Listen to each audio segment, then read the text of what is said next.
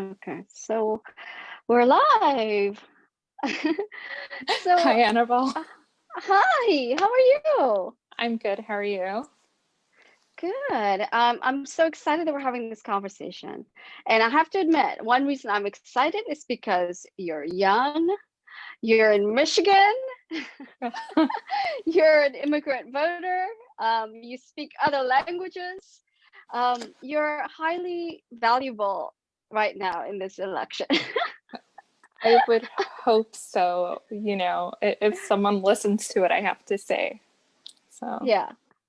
yeah, Yeah, and I mean, I personally, one reason why we connected recently is because I just felt like if we could get you activated and your network in Michigan activated, just right there, that could help win the election because the margin is probably going to be pretty slim, right? I look at all Mhm. the poll numbers that are coming out, and it's just a couple point lead in Michigan. And, you know, having lived in Michigan in 2016, that fear of what if it goes in that same direction again. And that does worry me. Yeah. Well, I think there's a lot of worrying. I mean, I hear it almost every day from my friends, like, I'm worried about this, I'm worried about this. And I want to see if I spent many hours today kind of in that headspace where like all the things that could go wrong, all the ways in which I feel worried. But I want to see if you and I could make an effort to talk about things that inspire us, that Definitely. uh, give us hope. Because I just need to feel more hopeful and more positive right now. So looking at you, like actually makes me feel hopeful already. Talking to someone that shares the same mindset on about a lot of important things gives me hope too. So I know the feeling. Yeah. So I just suddenly just feel more lighthearted and and excited because honestly, I feel like we are fighting about our identity as a country. Trump and Republicans have one version of our story and our identity that they are trying to advance. And there are other ways of looking at our identity that really goes back to the idea of out of many one, e pluribus unum, right? That's supposed to be kind of our motto. Yeah. And I would love to really think about that with you because you're a naturalized citizen, right? You're from I am. Pakistan? Yes, I was Yeah. born in Pakistan. I moved to this country when I was 4. So I Hmm. consider myself American. But in the recent years, me being American has been challenged because I don't look American. My name doesn't sound American. Um, so, you know, for the Trump followers, I'm not American. So it's basically Mm. fighting to prove, that I am American. Mm. Do It's you, frustrating. I mean, I don't know exactly what kind of neighborhood you're in, but do you ever feel unsafe? Like, do people look at you a certain way? So, where I live in the suburbs of Metro Detroit, it's very mixed. I would say 40% of this neighborhood is Indian, and then 10% mixed, and then the other 50 is white. But this neighborhood, it's so diverse. Um, but if I travel further west, it's a different area, and that's when I don't feel safe because of my skin color, and the way Hmm. I look, you Yeah. know. And then when you see Confederate flags and Trump flags, Hmm. You're like, okay, let How does me. that make you feel when you see that? It's terrifying. I always like to think of myself as someone who's strong, but nowadays, it's almost like this cult that's out to get you, because of how you look. And, you know, my car does clearly stickers, and I felt as though ever since I've put those bumper stickers up, I've dealt with more road rage. And it's Oh usually someone no. that has like a Trump flag or a Trump bumper sticker Mm, on their car. So it could be a wow. total coincidence, but um, it Wow. you would think, Well, it's 2020, we've progressed, but I feel as though since, he announced his campaign, we're just moving back. And that's scary. wow. So it's very brave of you to put that out there then, put the stickers up. And I mean, uh, I'd like to feel like, yes, I am scared, but maybe if I'm coming out, then someone might find that courage to do the same. mhm. Um, because if we hide in our homes, we're never going to accomplish anything. We should have, confidence and hope, mostly hope, that we can make a positive change. But everything, it's just so extreme.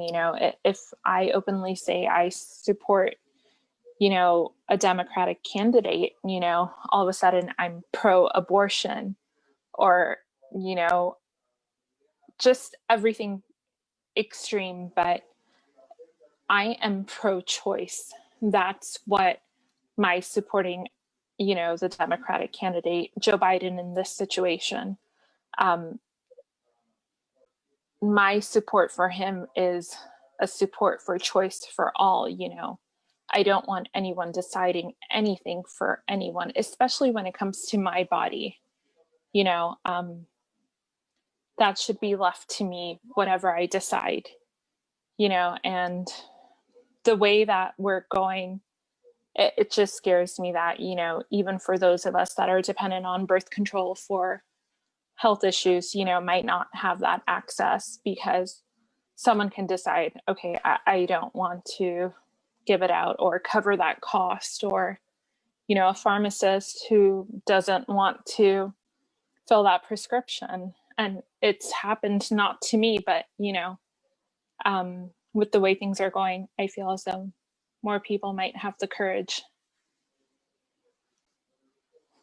It gets really heavy Well, when you talk about it out loud. yeah, it is heavy, but I'm really proud of you. You're in a battleground state like I I am. am. We're not white. We're immigrants. We're naturalized Mm-hmm. citizens. Yeah, someone on the thread right now is asking, I hope you guys are talking about legal immigrants. Yes, we're talking about legal immigrants who are Yes. naturalized citizens who vote like us. We're not encouraging people who don't Mm-hmm. have the citizenship to vote at all, although immigrants can volunteer for campaigns. But here's something I really want to share with you. I don't know how old you were when you took when you got citizenship and you went to the ceremony and you swore an oath.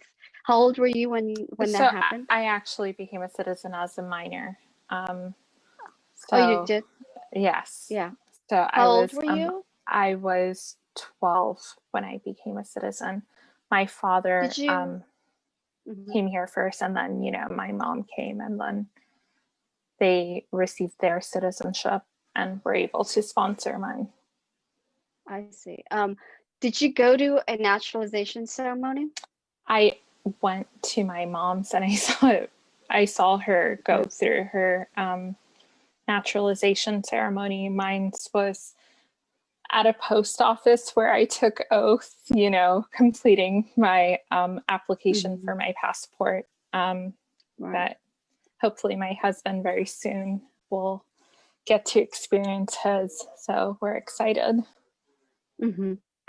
Well, I don't know if you remember that during the naturalization ceremony, there's a swearing of the oath. Like all the naturalized citizens have to swear an allegiance to the Mm-hmm. United States and the Constitution. And it's very similar to the oath that is taken by people in the military, people who are in public service. You have to swear an oath. Okay. And at the time, I was 22 years old when I became a citizen. And I thought of the citizenship process as a formality because I had been in the country already for 12 years. Um, but when it came to actually being sworn in and saying the oath out loud, it was a very emotional moment for me. It is. Yeah, and I really took it to heart that I felt like I swore an oath to defend this country. And it's really become such a foundation for me, and my identity is my connection to American democracy and the Constitution. And I studied political science. I became an activist. I'm devoting my life to trying to create social change and to advance our justice.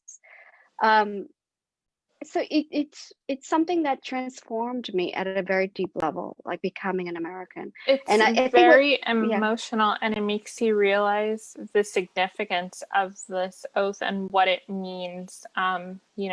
To think that at one point it wasn't possible for people like you and me to even have the opportunity to become citizens. mm-hmm, yeah, Women hadn't been able to vote, at one point too, and then mm-hmm, 100 years ago, the suffragists, you mm-hmm, know, paving way for mm-hmm, women like us um, to yeah, eventually one day vote. exactly. Like, so exactly, we are not in any position to take any of this for granted at all, right? Not at And all. what I want to really do is like, can you and I really call upon fellow naturalized citizens to remember the oath that they took when they became citizens and to understand what a precarious moment we're in, what a danger You Trump know, and Republicans pose right now. it's hard because I know a lot of people that, are recent citizens. They have some of them, not all. My husband's waiting for the day he becomes a citizen and was hoping he can vote in this year's election cycle. But some people, are like, okay, I've made it. I'm done with my paperwork. I have my blue passport, as dubbed in the South Asian community. And they're like, okay, I don't want to get involved. I have my stuff. I'm good. I Mm-hmm. don't think they realize the significance of, you know, being a citizen in Right. this country. And it's hard because I always feel as though with certain people, I'm talking to a wall, and whatever Mm-hmm. I say, it's not going to make a difference. But, with everything going on, I'm going to be that annoying friend that constantly messages them to ask, like, hey, do you have a plan for how you're going to vote? Right. If you're planning on going to the polls, do you want me to drive you there? Mm-hmm. Do you want me to mail your ballot with you? Or Mm-hmm. do you want me to just be there when you drop it off? Only because we can't take any risks right now. And Right. as every day passes, the anxiety just grows more and more and more. Like another 4 years of this, another Mm-hmm. 4 years of more hate, more divisiveness, more violence, Mm-hmm. that fear, like, could we be on our way to a civil war, with the Black Right. Lives Matter movement and everything that's going on. I just don't think I can handle 4 more years Yeah. of this. So do you talk about it in that way to other people who are saying, I don't want to get involved? Like, how do you make the pitch to them? So, uh, so it's always a challenge, because there are certain people out there that I can, cry in front of out of frustration. And I'm the type, when I get emotional, I cry. But some people are very tone deaf. They just choose not to pay attention. And luckily, there are not that many of them. But for those that are tone deaf and just don't care, I I still give them my elevator speech. Um, but aside from sharing posts on social media and WhatsApp groups, whatnot. I feel as though with them, there's not much I can do. But for the ones that are willing to listen, I will make sure, I'm talking to them so they listen and then something good comes out of it. I had a Yeah. friend who had a license from another state for many years, and she never decided to get a Michigan state license. And I Hmm. annoyed her to the point where she's like, you see, I got my Michigan license. That's So, fantastic. I mean, but I'm just puzzled. Being Asian American, mhm. being not white, I mean, you would think people would understand that we are in danger, that life has become more difficult because of all the, racial strife in this country.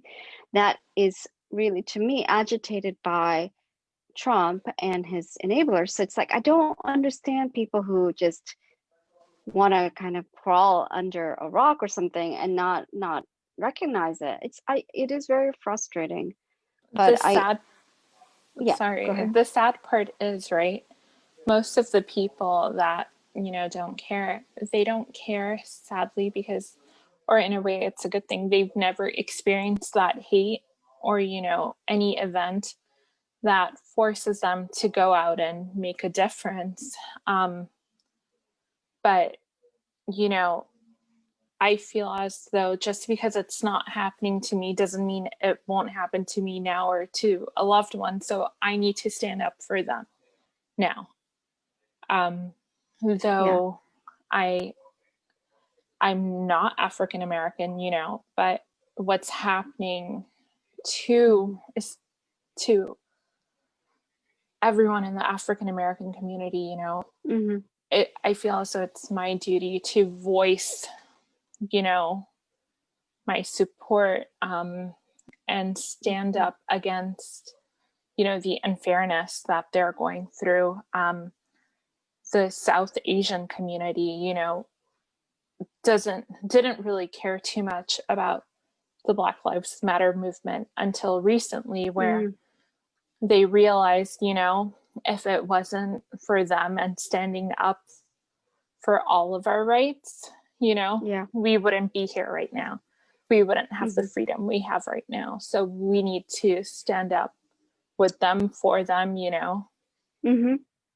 Yeah. So, Yeah. Um, I feel like I had these conversations, in the 90s with my family, extended family, during the Rodney King riots, the LA riots. yeah. And the Korean community was kind of under attack. They were kind of at ground zero, and many of their stores were damaged. And so it was a very difficult period of time for Korean Americans. But I remember trying to explain American history to my family and my uncle, my parents, because they really didn't know anything. I mean, they kind of knew there was such a thing as slavery, but they've never really thought about it. You know, they never Yeah. really thought about what happened in the 60s with the civil rights movement. They didn't know anything about Jim Crow. their interpretation of American history was that, oh, a long time ago there was slavery, but now Yeah. we have problems in the Black community because, whatever, they like list all these things that are so-called wrong with the Black community. And we had very difficult arguments, very difficult debates where I was just trying to explain what I know about American history. And after months of talking about it, it finally started to sink in for them. And they went totally the other direction. Now, my parents are like, my entire family is very much about working with the Black community and helping with you know, reconciliation. They understand the concept reparation. So like my parents are just at the other end of the debate right now, which thank God. But it took a lot of work and a lot of just willingness to butt heads with them and trying to teach them about our history because it's not that long ago. That's the thing. It's not. It's so recent. And you know what? The wound still hasn't healed Right, from, the 60s, 70s. right. And now it's sometimes I'm just afraid to catch up on the news because, Right. something's happened. And I'm the type of person that always likes to be aware of what's going on, but Mhm. it's taking an emotional toll. It is. It is. I mean, I think for me, what I find difficult is that on the right, from Republicans, there's a certain narrative about this country that to me is grossly wrong, and Does. and it's so offensive. Um, but somehow I feel like it's gained a lot of traction and a lot of people are believing it, and the story includes not just an interpretation of our history but why things are happening the way they're happening. Why are we having these protests? Why do they become violent? And they cherry pick, you Yeah, they know cherry pick the events. reasons, yeah, why, and And and then they want to blame everything on the so-called violent left, right, without so taking anything else into account. Yeah, it's the maddening. hardest thing for me is I was raised in Florida all my life. Hmm. I moved to Michigan when I moved to Michigan 4 years ago, let's just say. Miami, it's predominantly Cuban. Hmm. Um, we have Venezuelans, other South Hmm. Americans, and when, you know, the Cuban population supports Republicans because Democrats are socialists and Democrats are communists, and they fled communism in Cuba because socialism is the enemy. And, their response to Kenosha, to all of these other events is, well, Obama didn't do anything for the African American community. And, my response is, well, Obama was the president of the country, did everything in his power for the betterment of the country, giving this country a great economy, empowering us to live in a world where, we can be who we are. But if you have a Republican House and Senate, you're not going to be able to pass, strict gun reform laws. You know, you can only do so much.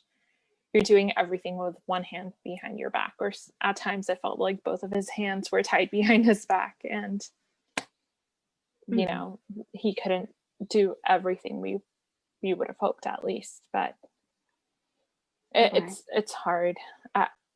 I feel as though, especially with my friends in Miami, like there's no hope anymore. Mm. They're not going to. They've. It's this complexity that um, they're affluent, they have money. Now it's second generation or third generation, they have money, lighter skin, so they think they're white. Mm. And they don't see Wow. themselves as coming from immigrant families anymore. Mm-hmm. So it's frustrating. Yeah, it is frustrating. I wish that we had more time to have these conversations before the election. I mean, we have so little time left. It's scary. 68 days. I mean, it's crazy how quickly we are in that kind of arrived at that final stretch of this election. And I guess in terms of getting the vote out, we're probably not going to be able to convince some of your friends who believe this. But there are a lot of people who I think either don't know what to think, they're confused, right? Or two, they are with us, they don't like Trump, but they may or may not vote. And so, Mm. so I think a lot has to do with COVID. My father, he's immunocompromised. He went into cardiac arrest at the end of last year, was Mm. diagnosed with cancer, has diabetes, So he's honestly afraid to go vote. And of course, I wouldn't want him going to the polling station in Miami. But, educating him on early voting, educating him on, absentee voting. Don't think that, you have to physically go to a poll. Though I love to and I am able to because, I don't have any conditions that prevent me from going outside. But for someone who has health conditions, know that you have options. And Mm-hmm. I think for anyone afraid to go out to vote because of COVID, know that you have options in your state. Mm-hmm. Yes, you have to do a bit of research, but don't complain if Trump wins Right. again. You know, Yeah. Well, you can do so much. you and I are working together on a project called the 100 Voters Project, where we're making it easier for people like you to and me to help our friends. So we can strategize with them how they should vote. Like we have all the information we need to help them come out with a plan wherever they are, whether they're in Florida or Michigan or Pennsylvania, where I am, and also to send them reminders and say, hey, early voting starts next week. Hey, Yeah. your voting plan says you're going to vote by absentee ballot in person. When are you going to do that? Like, just kind of keep track of them and just hold their hand through this process. And I'm going to drop that in the chat or in the thread, but it's countmeintoWin.org, 100 Voters Project. And I mean, we're having success with it because we're asking people to contact their friends and family, and Mm-hmm. which is easier than cold calling people you don't It know. is. It It's is so so much much easier. easier. Yeah. And you're not nervous. You um, can just uh-huh. speak to them and the way you would like, hey, I'm gonna bug you, but what's your plan?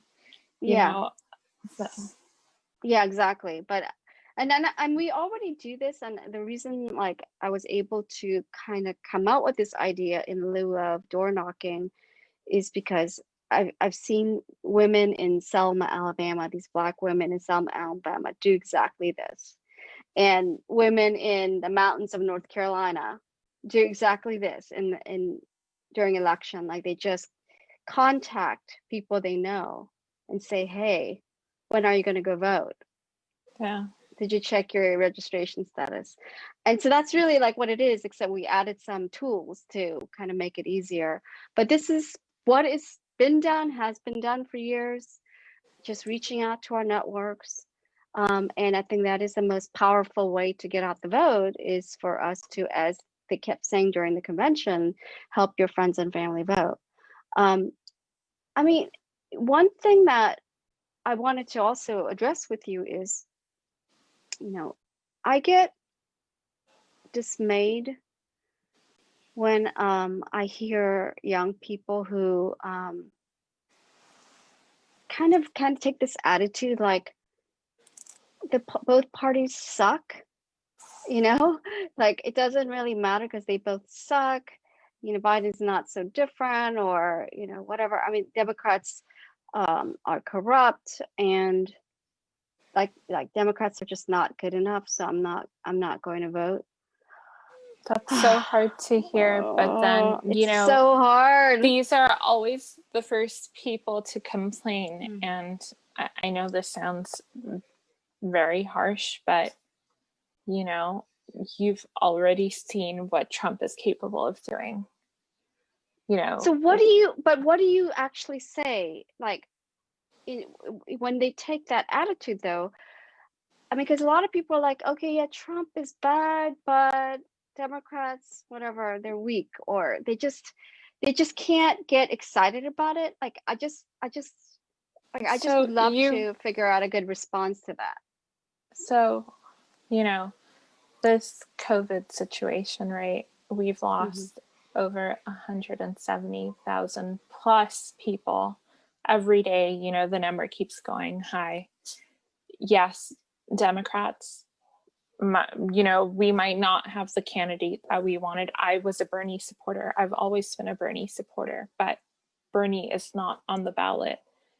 But I do know with Joe Biden's experience, Ebola could have been the pandemic we're facing right now. It wasn't it, because we had someone like Joe Biden. We had someone like Barack Obama.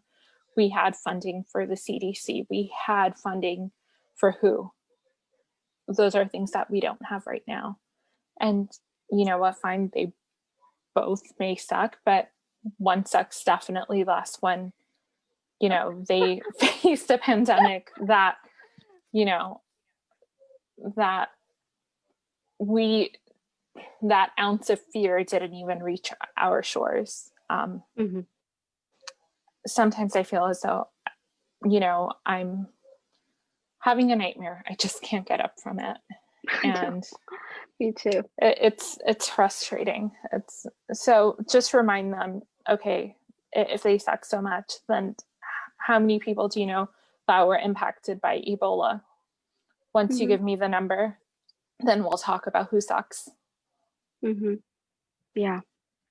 Well, I guess okay, tell me what you think of this. Okay. I had this conversation yesterday with somebody because I've been calling everybody. I'm just like Yeah. constantly on the phone calling everybody. But yeah, I did have a conversation with a young person who said, I can't get excited.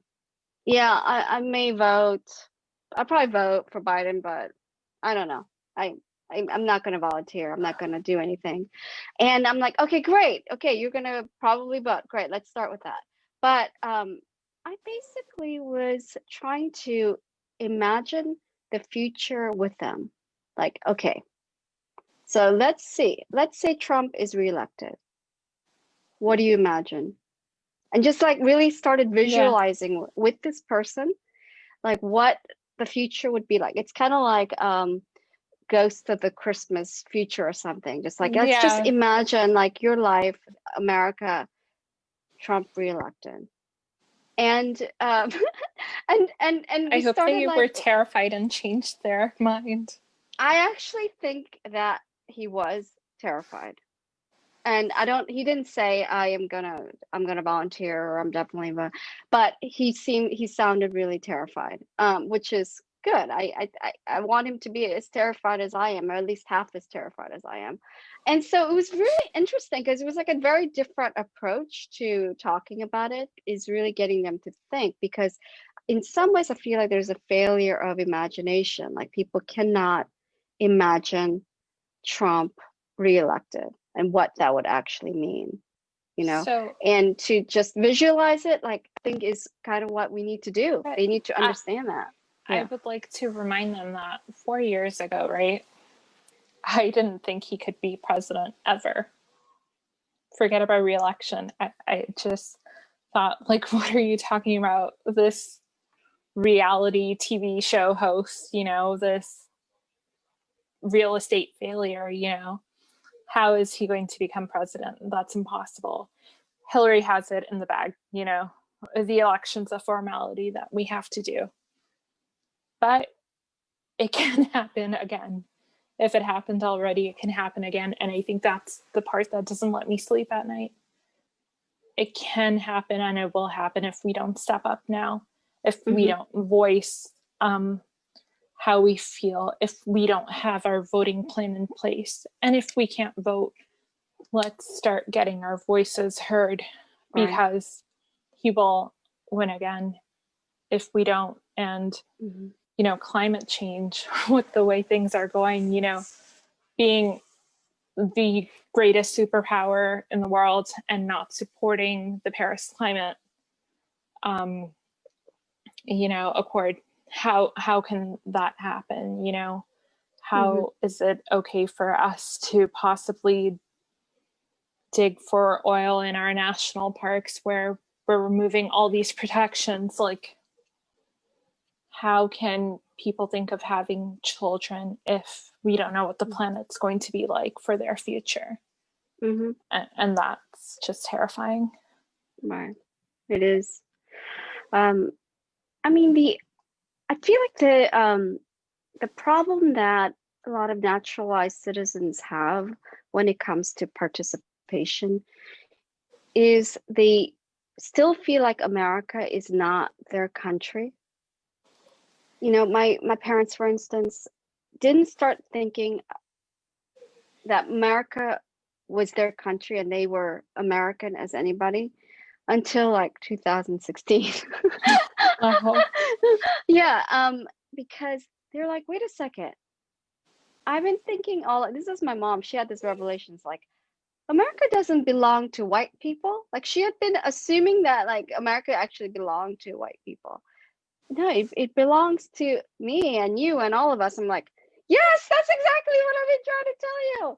And so she had this real like mental shift to thinking that she took ownership of our democracy and our country. It was really fascinating to watch. And I feel like with a lot of people on the left, like you and I are on the Bernie wing of the party, and a lot of people feel completely alienated by the Democratic Party. But I think that it's also because we don't take ownership of it. We see it as belonging to somebody else. When really it is a matter of running for office, getting involved with the Democratic Party, because you can. I mean, it's actually very easy to get involved with the Democratic Party. You run for the local Democratic committees, right? You can get involved in the campaigns and get involved in the DNC. I mean, you can get elected, be an elected officer. People are, it's sometimes like, okay, at least for the immigrants I know, no one's going to take me seriously because I wasn't raised here, or no one's going to take me seriously because I don't sound like everyone else. And I always tell them, but that's what makes you American. Looking different, having your own identity, that's America. And that's the beauty of America. Exactly. I mean, again, that's why I think e pluribus unum really is an important motto for America. I think it was in the 50s, like the Christian right kind of, advanced their case and lobbied for "In God We Trust" as like the official motto. But really, it has been e pluribus unum, out of many one. That it really isn't like there's one way for us to look and be American, but America is defined by all of us choosing. I mean, I love that we chose. You and I chose. Your parents chose. My parents chose. We chose to be American. We chose this country. And we and we choose love to it in stay a here way. every Yeah, day because of how much we love it, exactly. Um, Exactly. People joke around, like my Canadian friends, like, listen, they would joke around like, oh, you could have married a Canadian guy and you could have lived here. And I'm like, no, but I love America. This is my home. It's like marriage. You go through the good and the ugly, but you try to make it work. And I Exactly. am trying to make it better, for myself, my loved ones, and, the future. And I will Yeah. continue doing that. Yeah. I mean, for everybody out there, what I appreciate about you, Anna, is that you understand how important it is for you to roll up your sleeves and actually engage and participate and contribute. And you do have a sense of ownership and a sense of responsibility. Our voices, our work, our labor, our experiences, they do absolutely matter. Yeah. Sometimes we have to fight to be heard, but absolutely we can be heard. I mean, just think one of the, I complain about Facebook and social media all the time, but look at us. We're on Yeah, we're Facebook, on Facebook Live. Yeah. talking to people. Um, We and have that we platform. Yeah. we do. Everyone has a platform. Everyone is an influencer. And in our networks, yeah, people are going to hear us. They're going to watch what you have to say. They want to know what you think about this election. So it's so important that people speak up and choose to participate instead of just spending a lot of time aggrieved and feeling victimized and complaining. I mean, there's a lot of people complaining about Honestly, everything, I everything. I Yeah. couldn't, Hmm. my husband sometimes calls me like a keyboard warrior because I counter comment, against anyone who talks badly about Joe Biden or anyone that's a Democrat. But I don't think, with 8, 9 weeks left till the election, I don't think I could have just, replied back to random people on Facebook anymore. I felt like it was high time for me to get engaged only because, he Donald Trump cannot win again. You know, um, it's just the thought of Yeah. it. It's terrifying. It is absolutely. Yeah, and so that's how you and I actually connected, is Yeah, that you started commenting on something I posted I think last it was week. about Trump winning re-election. Yeah. And now like you're like my best friend. So so yeah, as much as we complain about social media, it does give us a way to be heard, to have to influence and to connect. and to find Hmm. like-minded people. Nowadays, especially with COVID, we can't interact with people as we usually would. Um, my husband and I, we travel for work at times. Normal times, go on vacation in the summer. But this time we're home and we're interacting with our neighbors and, just at a safe distance, getting to know them. And then just to know that we're not alone in our thoughts, especially in this area where, it's now a purple area. It's no longer a red area. It gives us a sense of peace knowing that, okay, we're not alone with our thoughts. It's okay for us to have our Biden lawn sign up in the front of the house. Right. Um, Well, I would love for you to communicate this message to your friends and family, especially in Michigan and Florida. We have a unique opportunity to really save this country if we work together to help people vote and get the vote out. We almost single-handed, like you could turn out 1,000 voters in Michigan, and that could be and I'm the margin of hoping victory. to. Yeah. I'm really hoping to. Mm. Just getting all of my friends engaged now. And I've told Mhm. them, ask me questions. If I don't have the answer, I will, research. I'll find the best answer. If I can't Mhm. answer, I'm sure I know someone who can, provide you an answer, provide you support, provide you Right. information.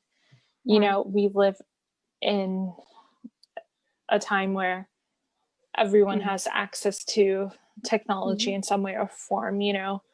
We can make a difference. We're enabled. If we choose not to use the platform we have, then Mhm. that's a bigger issue. Mhm. But then at the same time, I don't think that person should complain like, oh, he won again. What did you do to stop him from winning? Nothing. Well, you're a part of the problem. Yeah.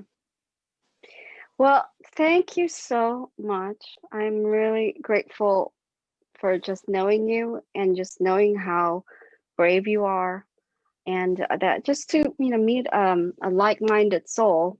It does make me feel less alone and more hopeful.